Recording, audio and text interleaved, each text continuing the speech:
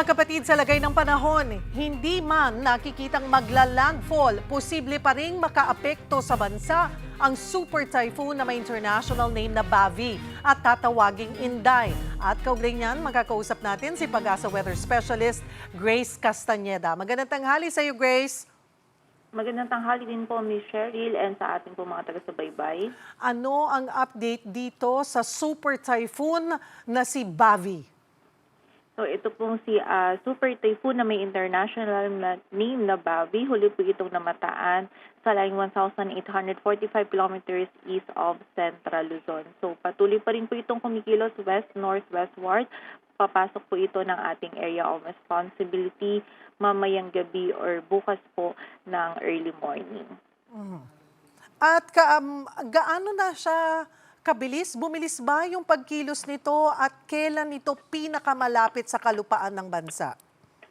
Sa ngayon po, yung pagkilos niya is west-northwestward sa bilis na 20 kilometers per hour. Nakikita po natin throughout po ng forecast period, mananatili po itong malayo sa ating landmass. Pero possible po yung close approach niya sa area ng Batanes by Friday po yan. So expect po natin kahit po hindi ito maglalandfall sa anumang bahagi ng ating bansa is dahil may kalakihan din yung radius po nito is hagip pa rin po ng malalakas na hangin niya itong northern and eastern sections ng northern Luzon. So for those areas po is magtataas tayo ng wind signals most likely tomorrow morning or hapon po sa northern at eastern sections ng northern Luzon, and yung highest possible po natin is wind signal 2 or 3, and ina-expect po natin mararamdaman itong malakas na hangin nito by Thursday evening onwards po for those areas.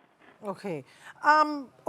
Hindi siya magla-landfall at tuloy-tuloy itong, pero sabi mo nga may kalawakan. Gaano kalawak yung circulation nitong si bagyong Bavi or tatawagin nga nating Inday pagpasok sa PAR?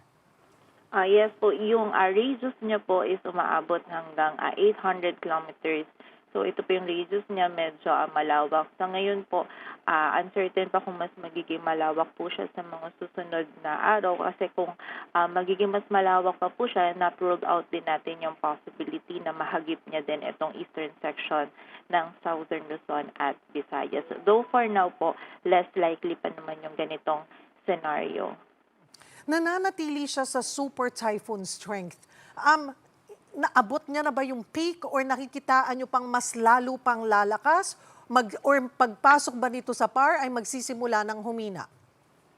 Sa ngayon po, slightly nag-weaken itong si Bagyong Bavi or yung pre-Inday po natin. And sa mga susunod po na forecast period po natin, nakikita natin na weakening po yung trend niya. Though, as a super typhoon pa rin po siya papasok dito sa loob ng ating area of responsibility.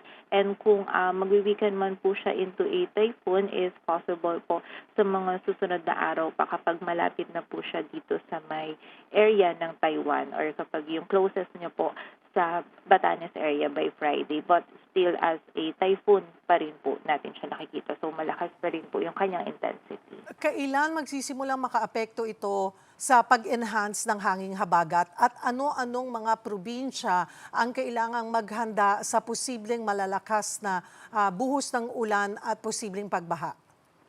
Yes po. Kasabay nga nung pagpasok nito ni Bagyong Bavi is ma-enhance din ito yung habagat. So, yung progression po ng mga rainfall natin for tomorrow po, araw po ng Wednesday, is mag-start po yung habagat natin, yung possible yung malalakas na pag-ulan sa southwestern ng Mindanao. So, sa ilang areas po ng Barm and Soccerdan, possible po dyan yung hanggang sa malalakas na pag-ulan simula po bukas. And then by Thursday naman, mas lalawak na po yung areas natin na affected ng enhanced na southwest monsoon.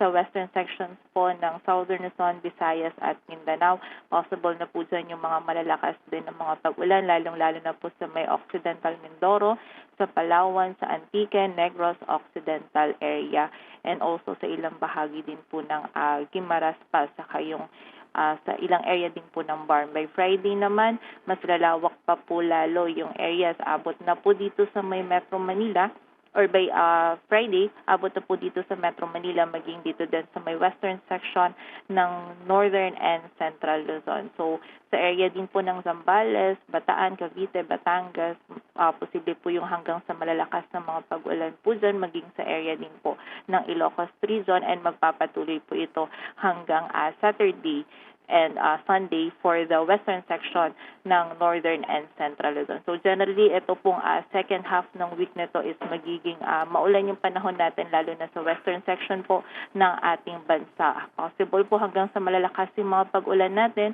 So yung mga areas po natin na prone sa flash floods at landslides is pinag-iingat po natin yung mga kababayan po natin.